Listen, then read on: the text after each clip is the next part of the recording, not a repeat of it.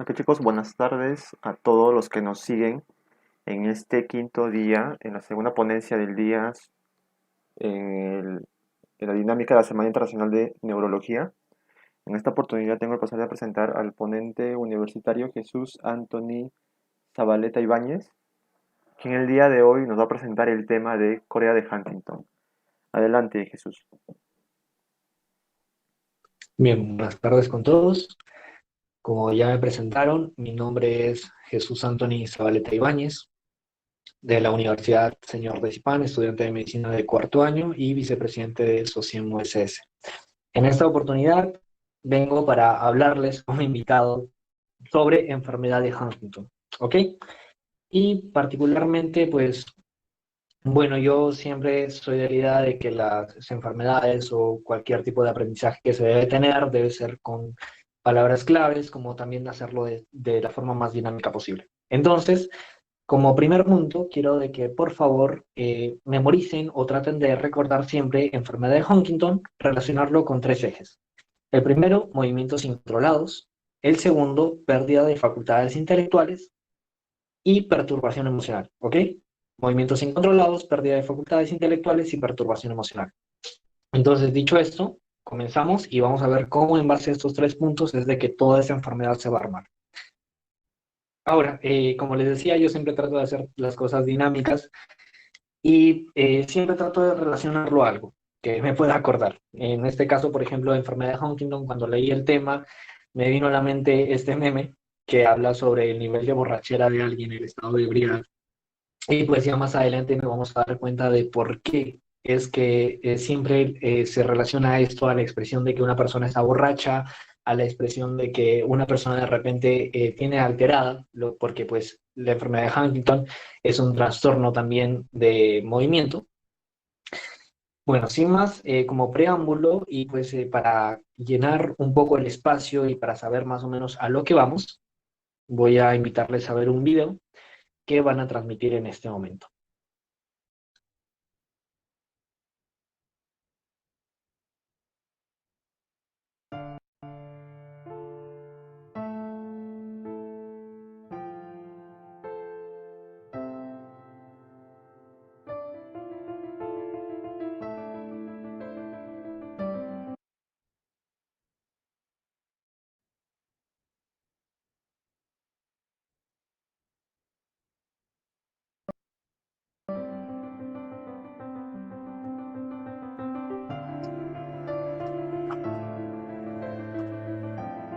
Que parezca que voy bebido, hace 20 años que no pruebo los alcohol.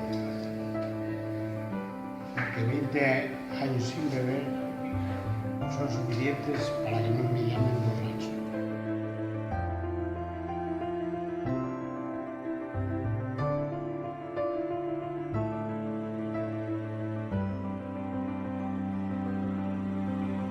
A veces que vamos borrachos no vamos. Por nuestra enfermedad parece que vamos.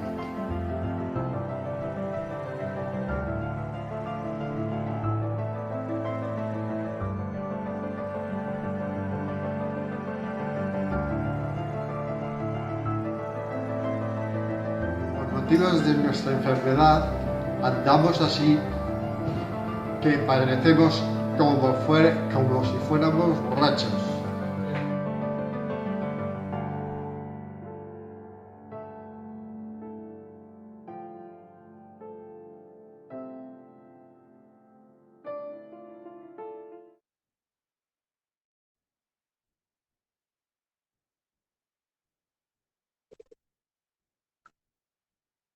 Ok.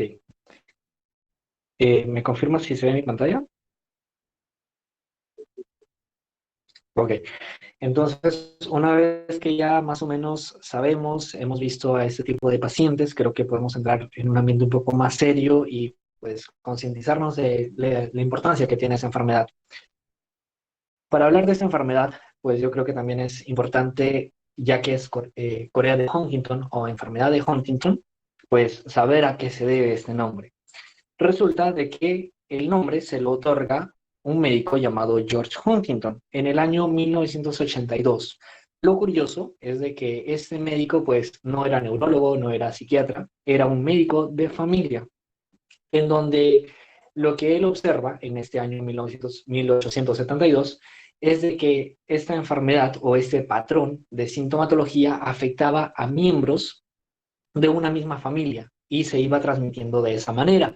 Por lo tanto, él lo determina como un carácter hereditario y lo denomina por primera vez con el nombre de Corea hereditaria.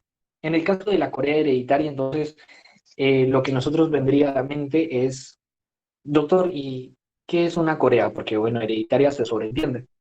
En el caso de la Corea, se define así por una palabra griega que significa básicamente danza, es decir, una palabra que hace referencia a los movimientos arrítmicos que este médico llegó a ver. Eran movimientos rápidos, eran movimientos irregulares, movimientos incoordinados o movimientos incesantes, es decir, que el paciente no puede mantenerse quieto en una misma postura, que pues pueden afectar a cualquier parte del cuerpo.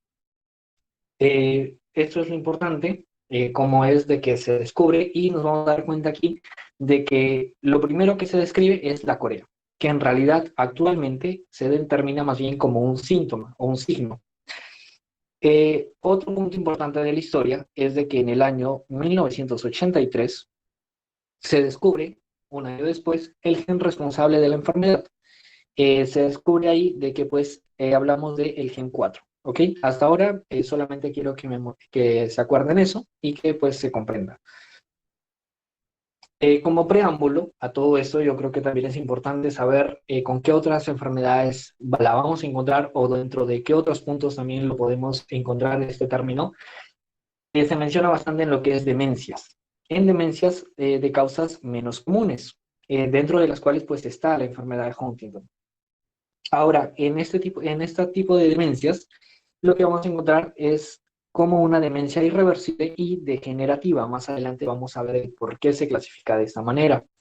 También lo vamos a encontrar de repente en el Harrison, por ejemplo, en este cuadro, que corresponde a disfagia, en donde pues habla de las disfagias orofaringias, se hablan de las estructurales, las de protrusión, y pues nosotros nos vamos a evocar por las de protrusión, es decir, las ocasionadas por algún otro agente, dentro de las cuales están las neurógenas. Y por supuesto, aquí vamos a encontrar también, entre los últimos, pero sí está, lo que es la Corea de Huntington. Esto sí, por favor, necesito de que traten de aprendérselo, porque va a ser muy importante a la hora de que nosotros podamos evaluar las complicaciones que va a tener la sintomatología justamente de esta enfermedad. Bien, ahora como último punto de preámbulo, vamos a hablar un poco acerca de genética, que es a lo que más evoca esta enfermedad. Habíamos estado hablando de que pues se había detectado que había una alteración a nivel del gen 4 y dentro de esto, aquí está la enfermedad de Huntington, el locus, por ejemplo, 4P16.3. Lo que sí también aquí es importante recordar un poquito tedioso, pero es de que se va a deber a la repetición de el CAG. Es decir, va a haber una longitud del triplete en el gen que puede ser normal, por ejemplo en este caso es de 6 a 34, pero debido a la repetición del CAG va a aumentar a números de 37 hasta 180. Eso como primer punto importante, y lo que tenemos que también saber aquí es de que es de tipo de herencia autosómico dominante. Sin embargo, aquí yo creo que hay que hacer bastante hincapié, es de que esto es en la teoría típica, la teoría que ya se ha venido dando hace mucho tiempo y pues la que está certificada como tal. Ahora, yo tuve la oportunidad de leer el CATSUM, la última edición que se emitió, si no me equivoco, es del 2019, en donde nos indican también de que se han reportado casos en los cuales no necesariamente es autosómico dominante, sino también puede ser por autosómico recesivo. ¿Ok? Entonces, como producto genético o producto génico, lo que vamos a encontrar aquí es la alteración de una proteína, que es básicamente la causante de toda la sintomatología y todo el desastre que se va a armar en el sistema nervioso, la cual es la huntingtina. ¿Ok? Más adelante vamos a ver sus funciones y cómo es que va a influir en todo esto. Ahora, para hablar de genética y específicamente también sobre la enfermedad de Huntington, quiero que también aprendan acerca de dos términos importantes. El primero es expresibilidad, o bueno, expresibilidad variable, donde básicamente nos habla de que una misma mutación genética, que puede estar tanto en individuo A como en individuo B, se asocia con un espectro fenotípico en diferentes individuos afectados. ¿Qué quiere decir esto? De que, por ejemplo, está José y está Pablo, ambos tienen la misma mutación genética, ¿ok? Tienen la enfermedad de Huntington, por ejemplo, la mutación genética que lleva la enfermedad de Huntington. Sin embargo, la expresividad en genética es variable. ¿Qué quiere decir esto? De que esta persona, por el fenotipo, va a expresar la enfermedad de repente en algún otro momento o de repente también con alguna otra sintomatología. Es decir, va a ir variando de acuerdo a cada individuo. Y el otro punto es la penetrancia, que puede ser incompleta o no.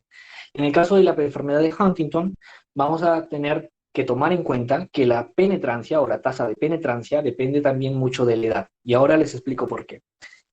Sucede de que la enfermedad de Huntington, al momento del nacimiento, se va a dar con una penetrancia que no es significativa. La tasa de penetrancia no va a ser significativa. Entonces, si es que no hay penetrancia como tal, la enfermedad no se va a expresar. Es por eso de que en edades tempranas, por ejemplo, al nacimiento, cuando el individuo que tiene esta alteración genética es un niño, es un adolescente, difícilmente va a expresar esta enfermedad.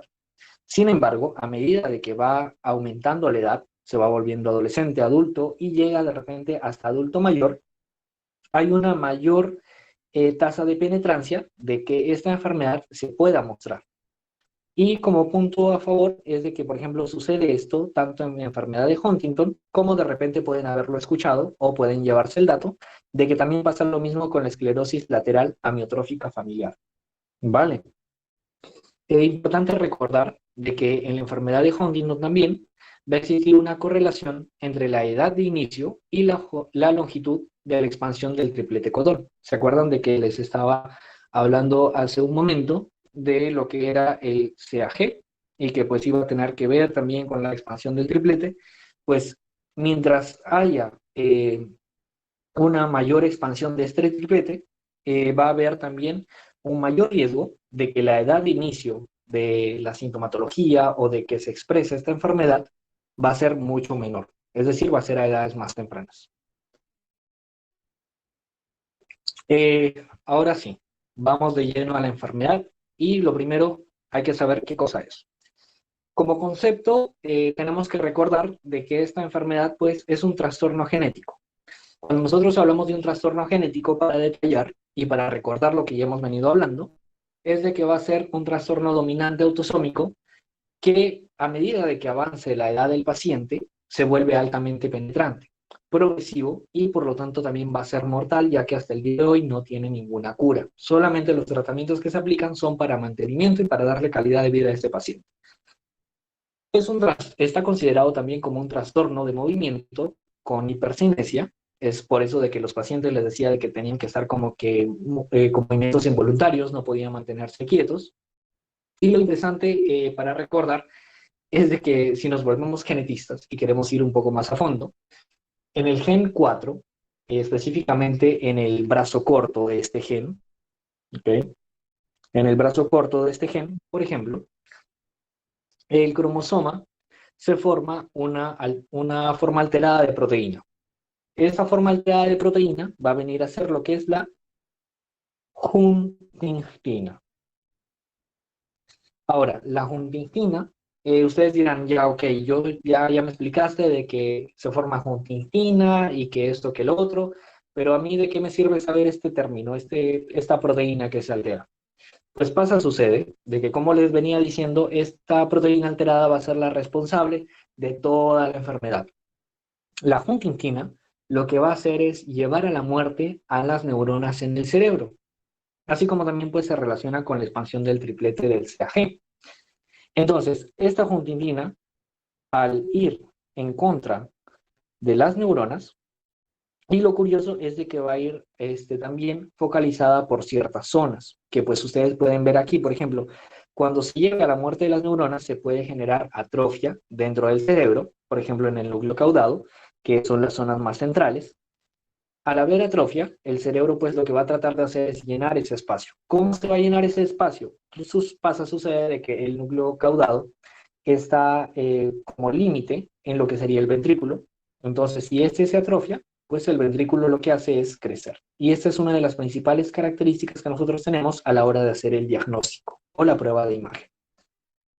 Entonces, ya hablamos de que va a haber una degeneración progresiva de células nerviosas, no solamente en esta zona. Con el tiempo, como es algo genético, pues también puede migrar hacia las zonas corticales. Es por eso de que se pierde capacidad mental.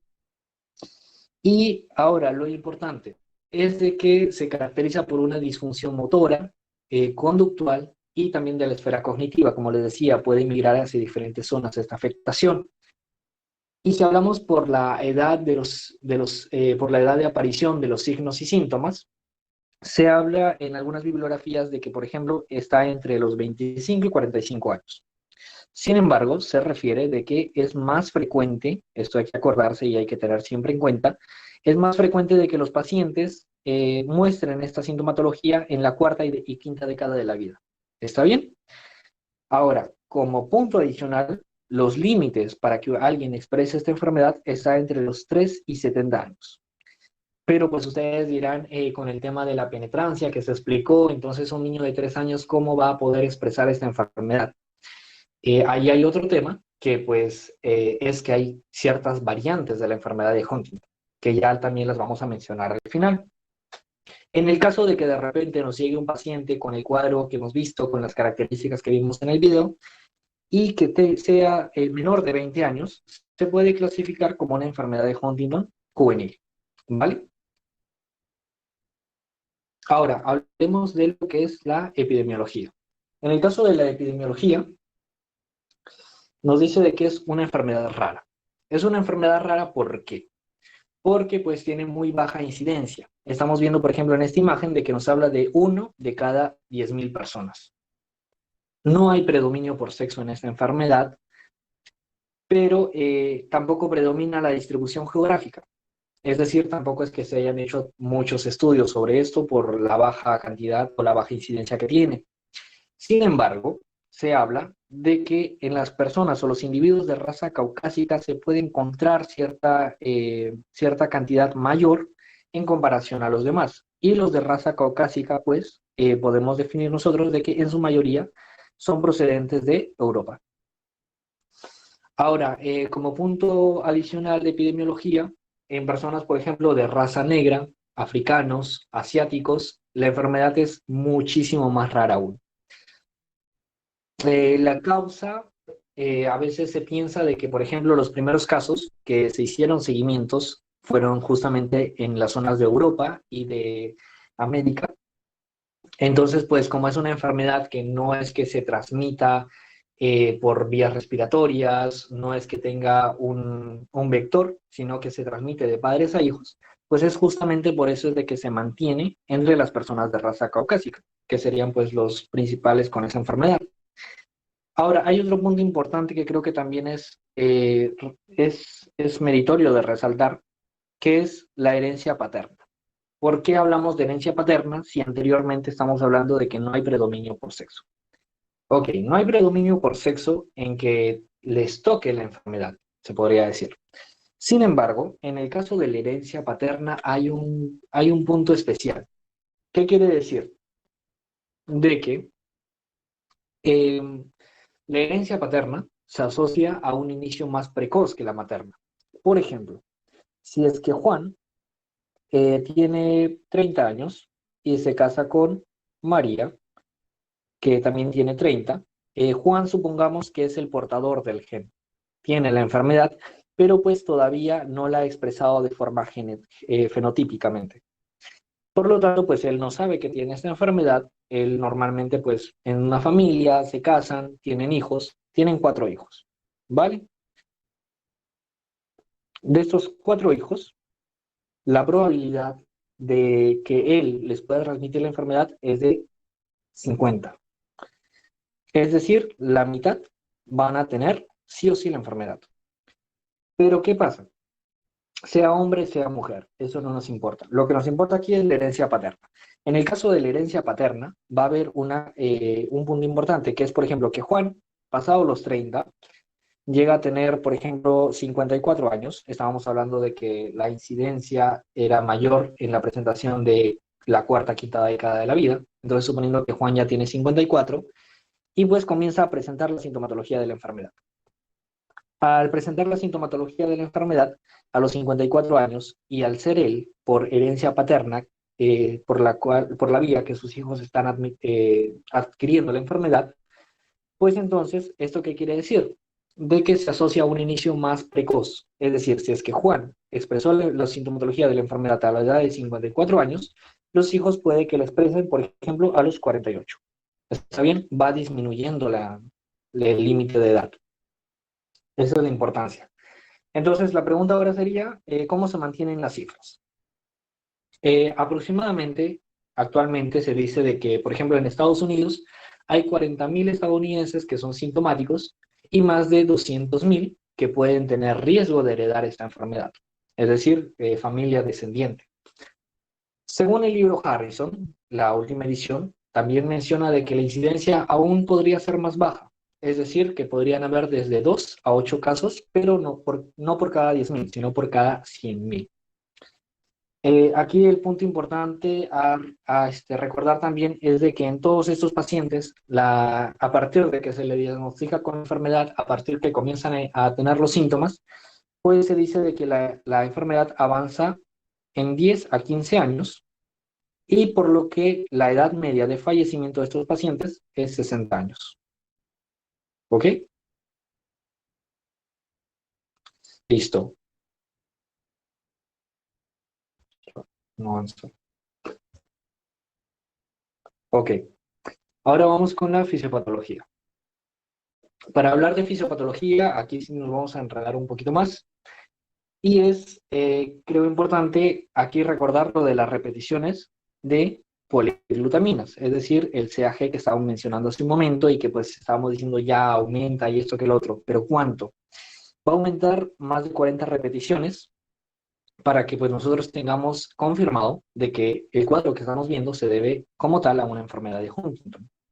Al aumentar esto, pues ya estamos hablando de que se altera la huntingtina. Esta alteración va a dar alteraciones a otras zonas del cerebro, por lo tanto va a haber una dilatación secundaria de las asas frontales, que era lo que estábamos viendo en las imágenes con el ventrículo y todo eso. ¿Qué pasa aquí? De que el sello patológico de esta enfermedad, la enfermedad de Huntington, es la degeneración y la atrofia del cuerpo estriado. Entonces, a medida que la enfermedad progresa, también no solamente va a haber implicación de este cuerpo estriado, que es una estructura más interna del cerebro, sino que también puede haber zonas de la corteza que pues se pueden alterar. Y eso era justamente la explicación de por qué se altera también las funciones mentales superiores. Aparte de eso, también se pueden alterar, por supuesto, otras zonas subcorticales. Ahora, se habla de que hay una mutación que causa esta enfermedad que se descubrió hace 30 años, ya lo vimos en la historia, pero hasta el día de hoy no se entiende muy bien el mecanismo por el cual se da exactamente esa repetición, que causa justamente la degeneración de las células nerviosas en las regiones del cerebro en donde pues típicamente se ve. Por lo cual pues es por eso también un motivo de los que no se tiene el avance científico suficiente para darle tratamiento a esta enfermedad y pues proceder con una cura como tal. Ahora tenemos también de que se va a dar una pérdida neuronal intensa y pues no solamente va a ser a nivel de neuronas, sino también va a haber un proceso de gliosis. ¿Dónde va a ser esto? Principalmente en el núcleo caudado y en el putamen. En la corteza cerebral, pues a veces también se observan cambios, como les venía diciendo, y a mayor número de repeticiones, como les estaba diciendo a un inicio, es más precoz la edad de manifestaciones de todo esto. Lo que habíamos estado hablando también de que existe en todo este campo un fenómeno de lo que es anticipación, es decir, aumenta en lo que es los hombres y en su descendencia, lo que ya les había explicado en la epidemiología. Ahora, vamos entonces con este cuadro.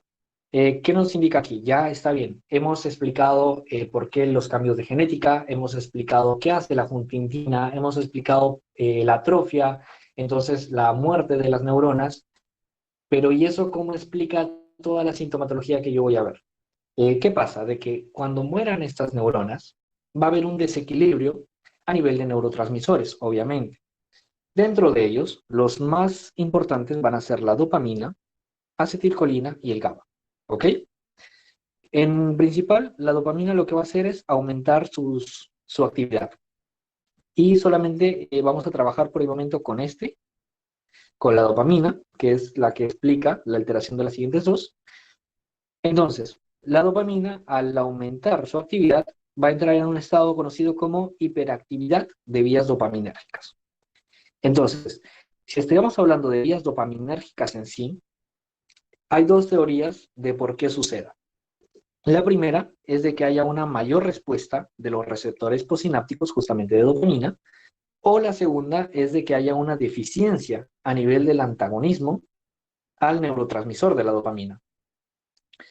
Entonces, para entender un poco más, vamos a tener este cuadro, este esquema, que pues lo que hace es representarnos de forma esquemática la comparación entre un cerebro normal, lo que pasaría, versus un cerebro que pues tenga la enfermedad de Huntington.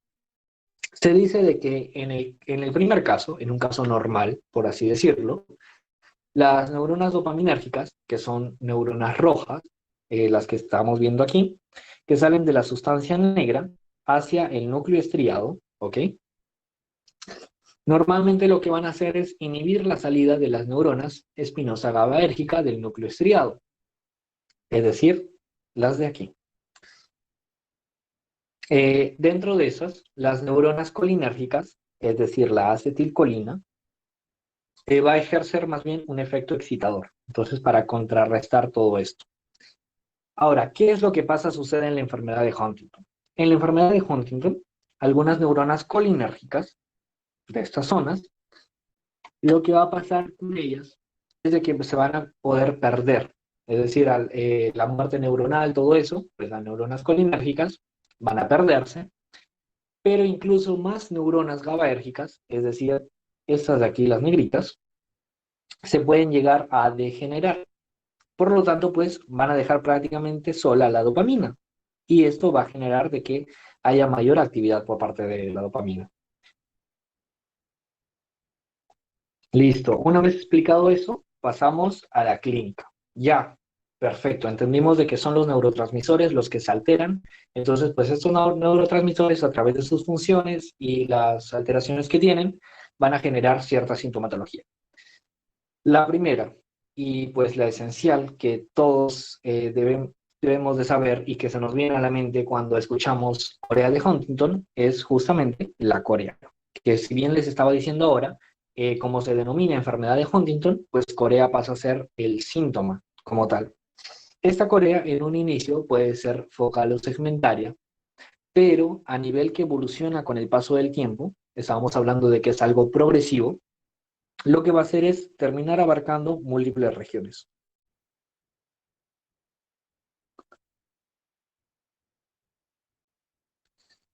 Listo. Entonces, ahora la corea. Vamos a detallar un poco más acerca de lo que vimos en el video de la primera parte.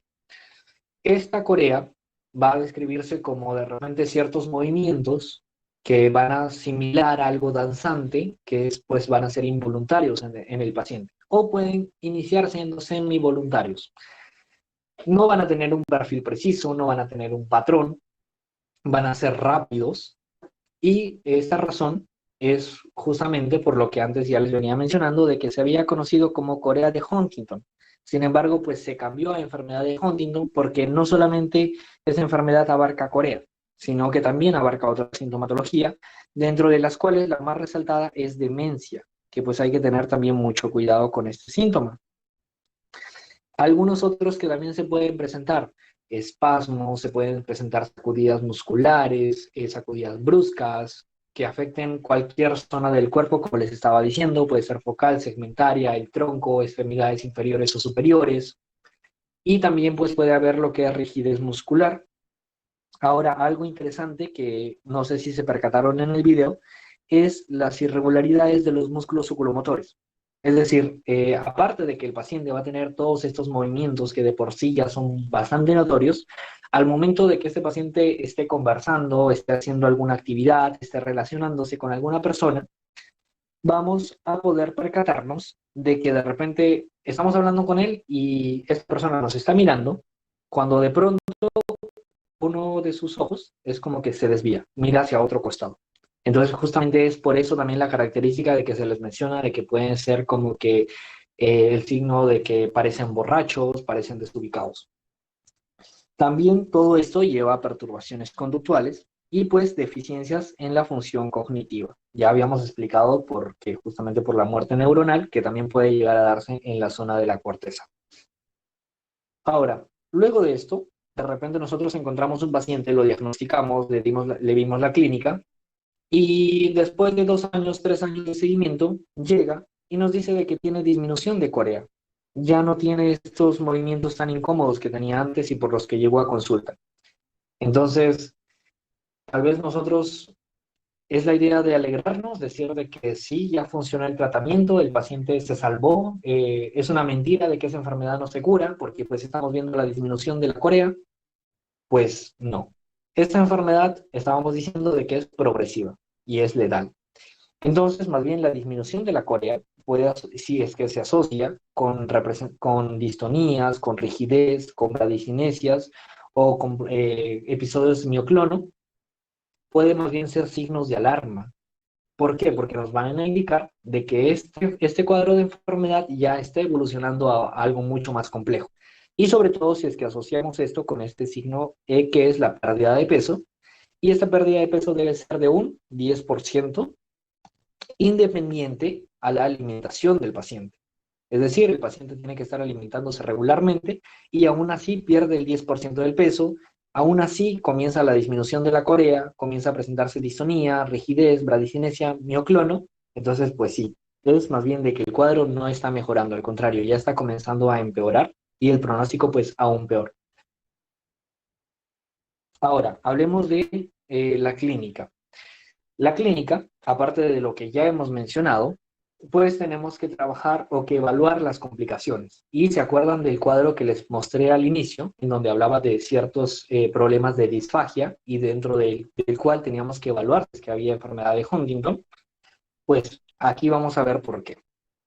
Pasa de que dentro de estas complicaciones, cuando el paciente comienza a notar de que hay mucho más problema, ya comienza a tener limitación funcional, no quiere salir a la calle, comienza a entrar en depresión, comienza a aislarse socialmente, pues obviamente esa depresión, ese aislamiento social también genera un efecto en la enfermedad y que es que progrese aún más rápido. Dentro de los progresos de esta enfermedad llega a haber tal alteración a nivel de control que pues el paciente comienza a tener atragantamientos justamente por la disfagia que habíamos hablado en un inicio. Y pues hasta ahí queda no. Puede tener también neumonías, puede haber fallo cardíaco. Ahora, lo importante, y creo que aquí también hay que resaltar bastante, es de que toda esta sintomatología va a ser gradual. Es decir, nosotros también tenemos que evaluar, contarle al paciente de que va a tener este tipo de problemas, y si es que nosotros ya sabemos de que puede haber complicaciones de clínica con atragantamientos, es por eso de que siempre se recomienda de que este paciente coma o ingiera sus alimentos, agua, cualquier tipo de cosas, acompañado de alguien más. Y esa persona de preferencia, pues sepa cómo actuar frente a esas situaciones.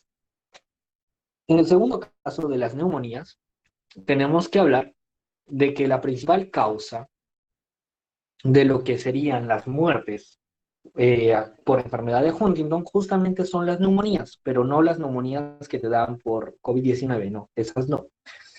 Van a ser unas neumonías por aspiración, ¿ok? ¿Qué pasa? De que el paciente tiene disfagia, entonces tiene problemas para deglutir los alimentos. Cualquier tipo de alimentos, hasta líquidos, cosas leves, puede llegar a haber un proceso de aspiración y pues esto, si es que el paciente está solo, se le complica y muere. Y pues así es la manera de la que más frecuentemente fallecen este tipo de pacientes. O también pues el tema del fallo cardíaco. Ahora, ya hablamos de la clínica principal. ¿Cómo diagnostico yo esta enfermedad? Ya está bien, me vino el paciente, tiene la clínica, le hice su historia y acá es lo importante. Cuando yo le voy a hacer la historia clínica, por eso es muy importante saber muy bien las partes y pues no quitarle la importancia a ninguna de las partes de la estructura de una historia clínica, porque aquí lo que nos van a ayudar son los antecedentes. En el caso de que nosotros sospechemos que hay un paciente con enfermedad de Huntington, tenemos que revisar en primer lugar los antecedentes. Estamos hablando de que esta enfermedad se transmite de padres a hijos. Entonces, quiere decir de que dentro de su línea, el papá o la mamá tienen Corea de Huntington o son portadores. De repente puede que aún no lo expresen si es que el paciente es joven o los padres todavía son jóvenes.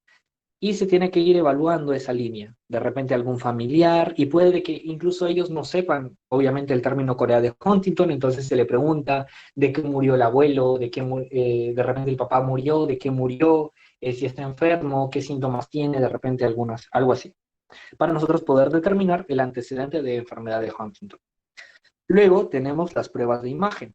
En las pruebas de imagen vamos a evaluar lo que les estaba diciendo hace un momento y que pues solamente se los dije así sin mostrarles ningún esquema.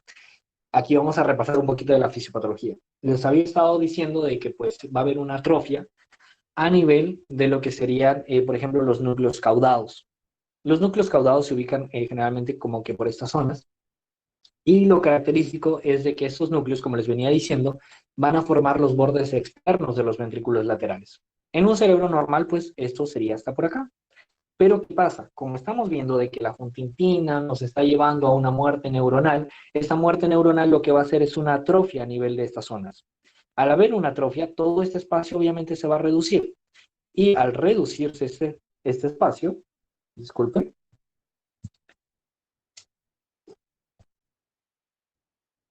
oh, bien, al reducirse ese espacio, lo que va a pasar, vamos por acá, listo, aquí estamos. Al reducirse ese espacio, lo que va a pasar es de que el ventrículo va a tratar de llenarlo, ese espacio, porque pues no va a quedar vacío. Al llenar ese espacio es cuando nos va a dar la típica imagen de estudio, que vamos a encontrar lo que serían los ventrículos mucho más grandes. ¿Cuál es la prueba de imagen que yo más debo tratar de darle prioridad? Aquí está, es la resonancia magnética. Listo, ahora, solamente Jesús es en el caso del núcleo caudado el que se atrofia, donde están todos los problemas, no.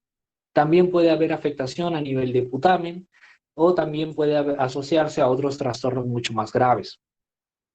Pero pues se habla de que en etapas intermedias o en etapas tardías, es decir, ya más avanzadas de la enfermedad, se va a identificar también la atrofia cortical más difusa, lo que pues nos va a dar los otros signos de depresión, psicosis, que pueden presentarse también en esta enfermedad. Ahora, hay investigaciones que pues incluyen lo que es la disminución de la actividad metabólica, tanto en núcleo caudado, ¿ok?, como en putamen. Entonces, pues sí puede que no solamente sea uno el que se afecta, sino ambos. Y por último, tenemos esto de aquí que está en rojo, que puede utilizarse para diagnóstico, así como puede utilizarse también como un estudio predictivo. ¿Qué pasa? De que hay estudios genéticos. Estamos hablando de que la enfermedad de Huntington pues, es una alteración a nivel del gen 4, de que hay huntingtina, esto que lo otro. Estos estudios genéticos, ¿qué van a hacer? Van a realizar una valoración de tripletes del CAG. ¿Se acuerdan que les dije en un inicio en el cuadro que les presenté que se lo memoricen? Está bien, aquí lo vamos a utilizar.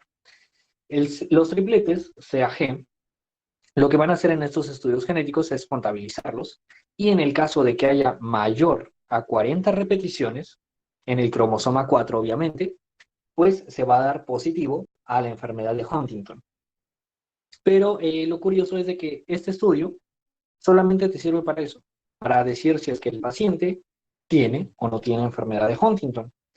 Entonces, pues, no te sirve en el tratamiento, no te sirve para predecir cuánto tiempo le queda al paciente ni nada de eso, y pues son estudios un poco caros. Entonces, si es que el paciente te llega al consultorio ya con la clínica y con el antecedente familiar de este tipo de enfermedad, y pues aún más se le toma la prueba de imagen y sale también con los signos patognomónicos de esta enfermedad, ya no sería tan necesario hacer un estudio genético. Sin embargo, aquí si se dan cuenta ustedes, habla de análisis predictivo. En el caso del análisis predictivo, ¿por qué mencionamos esto? Porque el estudio genético, si bien es cierto, ya estábamos diciendo que no nos va a servir para el paciente que tiene la sintomatología, pero si de repente nos llegó Juan con 50 años, que tiene ya la sintomatología, pero pues Juan a los 30 años, mucho tiempo atrás, cuando tenía 30, se casó y tuvo hijos, tuvo de repente 3 hijos. Esos 3 hijos, él obviamente no sabía que tenía la enfermedad, tampoco le estaba expresando por su edad que era joven. Entonces, pues, ahí es donde entra el análisis predictivo. A esos 3 descendientes, que pues tienen el 50% de probabilidades de tener la enfermedad, se les debe hacer este tipo de estudio genético, porque ellos no presentan todavía la sintomatología. Puede de que uno tenga 10 años, el otro tenga 20 y el otro tal vez tenga 22. Son edades en las que frecuentemente no se presenta este tipo de síntomas. Pero pues para lo que sí sirve es justamente en el caso de que este hermano mayor de 22 años sea portador del gen, aún no lo muestre, pero pues el hecho de que ya sea portador quiere decir de que en un u otro momento, más tarde que temprano, va a también expresar esta enfermedad. Aquí es donde entra todo un dilema ético. Genética siempre tiene que ver con lo ético. En este dilema ético, lo que se dice es de que, pues, ¿qué chiste tiene que tú le digas a alguien que va a sufrir de esa enfermedad? ¿Por qué? Porque, pues, obviamente, al decirle a esa persona, oye, tú tienes también esa enfermedad, en algún momento te va a pasar, hay dos opciones. Hay personas que, pues, se lo van a tomar, se podría decir, no tan mal, pues van a comenzar a prepararse, tratan de analizar qué tipo de expectativa, tratan de vivir su vida a lo mejor que puedan. Sin embargo, pues hay otro grupo, que es el grupo mayoritario, en donde estas personas que se les informa que tienen el gen son portadoras, porque pues a su padre llegó a consulta y pues se les dice de que ellos también en algún momento van a tener toda esa sintomatología y es posible de que si es que es el padre, ellos incluso a edades más tempranas, pues estas personas comienzan, se podría decir, a tener depresión, comienzan a sentirse ansiosos por el tema de que ya saben que en algún momento de su vida van a expresar esta enfermedad. Entonces, pues ahí es donde entran los problemas psicológicos y estos pacientes incluso pueden llegar a somatizar, incluso hay riesgo de que pues puedan llegar a tener tentativa de suicidio. Esa es la parte como que nos dice de que no debería hacerse tanto el análisis predictivo. Sin embargo, hay otro punto, siempre hay dos partes. En el caso de la segunda, lo relaciona con lo que sería esta palabrita muy importante, que es justamente planificación familiar. ¿Ok? Ahora ustedes dirán, ¿qué pasó? Estábamos en euro y nos vamos por salud pública. Planificación familiar. Nosotros sabemos de que esta enfermedad es una enfermedad genética. Ya hemos hablado hasta la coronilla con ese tema, que se transmite de padre a hijo. Entonces, este estudio de análisis lo que me va a ayudar es para justamente prevenir, así como este individuo que recién a sus 50 años expresó la enfermedad y que pues en edades jóvenes él no sabía que la tenía, por lo tanto tuvo descendencia, tuvo hijos. Este segundo individuo puede de que al saber que tiene, que es portador del gen y que él podría traspasar esa enfermedad a su descendencia, tome decisiones más seguras o de repente un poco más acordes a lo que pues él crea conveniente y su pareja también en todo caso, sobre si tener o no tener hijos. Porque recuerden de que esto es en una probabilidad de 50-50. Esta persona va a tener un hijo y tiene una de dos, o tiene una probabilidad de salir con la enfermedad o una probabilidad de que no también. Entonces, pues para eso se utiliza, para que esta persona pueda evaluar si tener o no tener descendencia. Ahora sí, ya diagnosticamos la enfermedad, ya diagnosticamos incluso, como diagnosticamos al señor de 50 años, pues pedimos el estudio genético y el análisis predictivo para la familia, para los hijos, y ya diagnosticamos a la familia. Perfecto. La pregunta ahora es, ¿cómo lo trato? Yo sé que esta enfermedad, pues es una enfermedad incurable, progresiva, letal. Lo que hacemos solamente en medicina es tratar de mantener y aliviar los síntomas. Los principales medicamentos que van a escuchar siempre que hablen de enfermedad de Huntington son dos, ¿ok? El primero es la reserpina y el segundo va a ser la tetrabenazina. En el caso de la tetrabenazina, vamos a encontrarlo en dosis para esta enfermedad de 12,5 hasta 50 miligramos, ¿vale? En estas dosis, pues ¿qué es lo que van a hacer estos fármacos? Estos fármacos lo que van a realizar es la alteración de la transmisión dopaminérgica, que ya habíamos estado hablando en fisiopatología, que se debe todo a la alteración de la dopamina.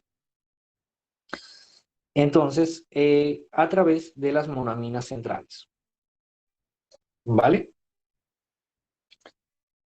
En este proceso, ¿qué va a pasar? De que por ejemplo, estos fármacos van a causar un agotamiento de la dopamina presináptica. Y esto lo que va a servir es para tratar justamente la corea.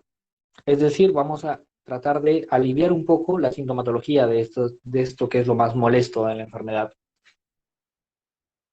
Ahora, los neurolépticos, en el caso de, por ejemplo, de que el paciente presente depresión, presente ansiedad, podemos indicarle también que sea tratado con pues, los fármacos que corresponden para esas enfermedades, como por ejemplo son los inhibidores de la recaptación de serotonina, dentro de los cuales, si me preguntan cuál es el recomendado, yo pues a primera mención, en el caso de llevar psiquiatría o de repente de tener algún conocimiento extra sobre este tema, podríamos mencionar a un fármaco que es el escitalopram. ¿Ok? ¿Por qué el escitalopram? Sucede de que dentro de todos los inhibidores de la recaptación de serotonina, que son fármacos muy buenos, valga la redundancia, son fármacos que pues no generan dependencia en el paciente, el escitalopram particularmente tiene una indicación, y que es los adultos. Tiene un mejor efecto en adultos. Entonces, si estamos hablando de que todo este cuadro de enfermedad se va a dar en pacientes que tengan de cuarta a quinta década de vida, es decir, estamos hablando también justamente de adultos. Por lo tanto, pues podría ser recomendable. En el caso de la manía, lo que se hace es prevenir o hacer seguimiento de estos posibles episodios. ¿Por qué? Porque en el caso de que haya manía, pues puede llevar también a un efecto de depresión mayor, lo cual puede correlacionarse con lo que sería el mayor riesgo de suicidio. Tenemos luego también a la psicosis que se menciona. Entonces, la psicosis, si es que ustedes ya han tenido el gusto de llevar el bonito curso de psiquiatría o de repente han leído algo sobre ese tema, en la mayoría de las enfermedades psicóticas se deben a veces a la alteración también de lo que es dopamina. Entonces, si es que estamos hablando de que aquí también hay alteración de dopamina, la pregunta sería, ¿y por qué no le damos el mismo tratamiento que a psicosis? Pues no. ¿Qué pasa? De que en la psicosis, por ejemplo, se trata con neurolépticos. ¿Ok? Estos neurolépticos, el primero que se le viene a la mente a una persona cuando habla de neuroléptico o antipsicótico es justamente el famoso haloperidol, que es el clásico, el típico. Sin embargo, sucede de que en el caso de que el haloperidol o cualquier otro tipo de neuroléptico clásico, ¿ok?, va a tener muchos efectos adversos, dentro de los cuales vamos a encontrar nosotros a las discinesias. Estas discinesias son alteraciones también de movimiento que si las juntamos con la alteración que tenemos ya de la corea, pues vamos a hacer que el paciente vaya de mal a peor. Por lo tanto, entonces, ¿qué solución le puedo dar si es que mi paciente presenta psicosis? La solución que yo puedo dar es darle un neuroléptico, pero pues ya no un clásico. Si no, puedo optar por algún otro neuroléptico, como por ejemplo los neurolépticos de segunda línea o los modernos, dentro de los cuales el principal o el eje del que se basan todos es la clozapina. Esta clozapina, en el caso de ser de elección, se puede dar en una dosis de 50 hasta 600 miligramos por día, o también risperidona de 2 a 8 miligramos por día. ¿Vale? Listo. Entonces, hablamos también de que en el tratamiento de este tipo de pacientes, si es que queremos complementar un poco más acerca de lo que es los fármacos, vamos a regresar, tenemos que recordar de que la tetrabenazina estaba bien, hemos dicho de que es de 12 hasta 50, de 12,5 hasta 50 miligramos, pero en el caso de que no responda, la corea continúa, los síntomas se mantengan, se pueden utilizar hasta dosis máximas de 100 miligramos. Y ahora pues la novedad es de que la reserpina, perdón, ¿por qué está en rojo? Porque a comparación de la otra, no va a presentar también mayor cantidad de efectos adversos, por lo cual pues no es tanto de elección actualmente. Listo. Entonces, también tenemos otro problema, de que si es que nosotros nos pasamos de la mano con estos fármacos, lo que podríamos ocasionarle al paciente es parkinsonismo secundario. Entonces también tenemos que cuidar ese aspecto y tenerle bajo seguimiento continuo al paciente. Habíamos estado hablando también de ciertas novedades en los farmacología hoy en día. Por ejemplo, se habla de que hay un fármaco llamado deutetrabenazina, que pues actúa como un inhibidor selectivo del transportador de monoamina, justamente la que también estábamos hablando, pero específicamente de la monoamina 2.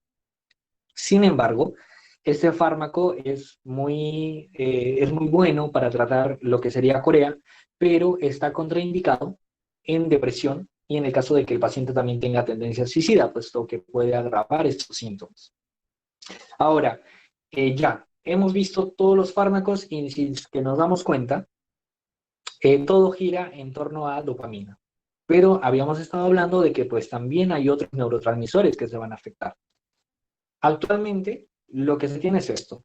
Sin embargo, se detalla en el Capsule, es el libro que detalla, que actualmente se están estudiando algunos otros fármacos, como por ejemplo fármacos que actúen contra el glutamato, que sean estabilizadores de dopamina, por ejemplo fármacos neurotróficos, incluso se está estudiando trasplante de células fetales de un núcleo estriado, que pues son todos estos procesos que aún se encuentran en fases de investigación, pero aún ninguno de los mencionados se ha mostrado como tal beneficioso para tratar la enfermedad de Huntington.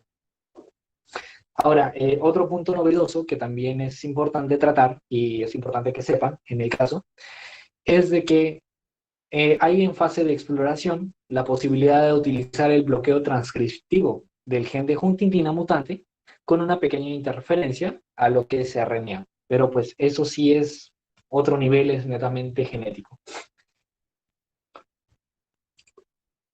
Ahora, ya, terminamos nosotros como médicos, recetamos la pastilla, el paciente muy bien, ya está tomando su tetrabenazina en la dosis que corresponde, por ejemplo, 50 miligramos. Listo. ¿Ahí quedó mi función? No. Les estaba diciendo de que pues a esos pacientes hay que hacerles un seguimiento y no solamente va a ser por los síntomas que presenten, sino también por el abordaje que se tenga.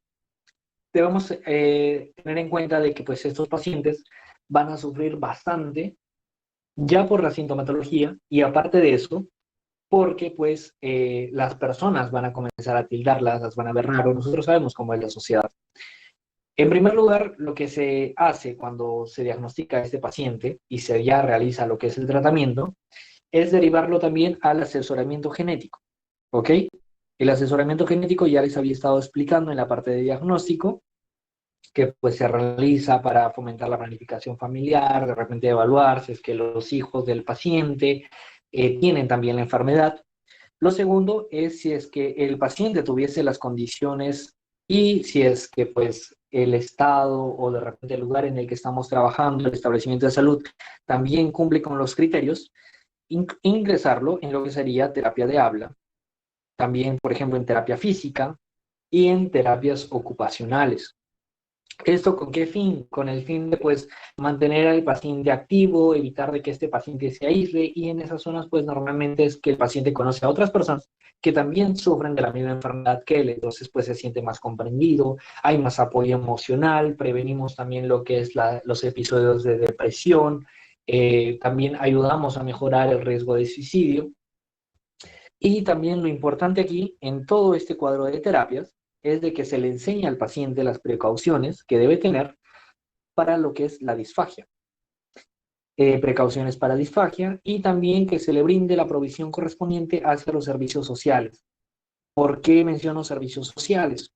Porque pues estos pacientes, al tener todo este cuadro de enfermedad, estar mal, tener todo este estigma social encima de que pues de repente parecen borrachos, la gente los mira mal, cuando salen a la calle, esta gente va a dejar de ir a trabajar. Y pues se va a volver prácticamente una carga para la familia. Entonces ahí es donde entra lo que serían los servicios sociales que el Estado tiene. Listo. Ahora, antes de terminar eso, solamente pues volverles a recordar de que en el tratamiento el abordaje, como les decía, es integral. ¿Y quiénes van a ser los que aborden? Va a ser primero la atención médica, nosotros como médicos. También se puede derivar, por ejemplo, a un neuropsiquiatra. Es muy importante el apoyo social de quien corresponda, y el consejo genético, como ya les venía diciendo, para los pacientes como también para su familia. Listo. Pasamos al último punto de la enfermedad, el pronóstico. Ya hemos dicho hasta el cansancio de que esta enfermedad es una enfermedad incurable, es degenerativa, es decir, a medida que avanza empeora, y causa la muerte en los pacientes tras 16 años de media, ¿ok?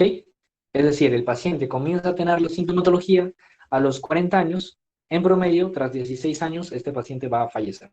Puede ser de 10 años también, se habla de que de 10 a 15 años a veces, pero pues para recordar también el punto en medio de fallecimiento eran los 60 años, no hay que olvidar. Listo.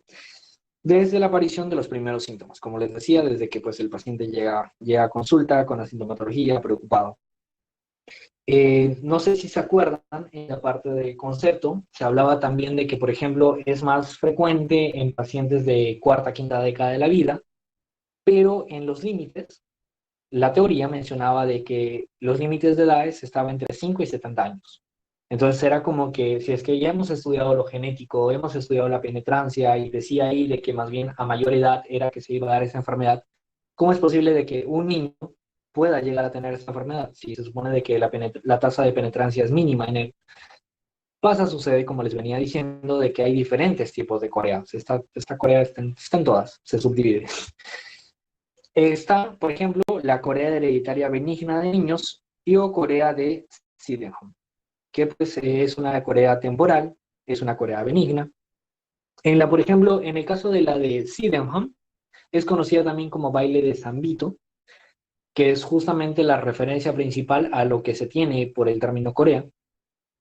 Nos indican de que, por ejemplo, aquí como ven ustedes en la imagen, se va a dar en niños.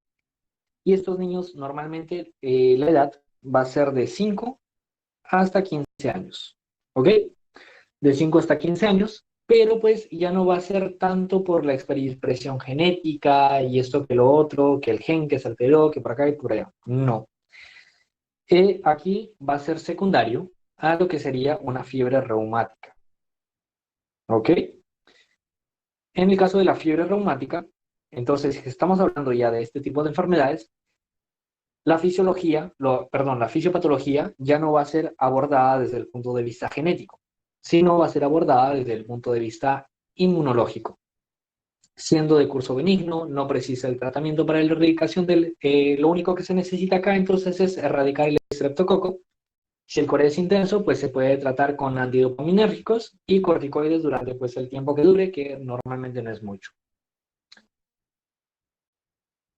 Listo. Las fuentes que he utilizado para hacer toda esa exposición, ustedes las ven, he tomado artículos de Ese Cielo, referencias de Amir Perú, la revista Acebir, que es muy buena para genética, la Fundación también Española de Enfermedades Raras, el video que ustedes vieron es de H, de la Asociación de Corea de Huntington en España, y pues los libros Farmacología de Katzun, junto con Harrison de Medicina Interna.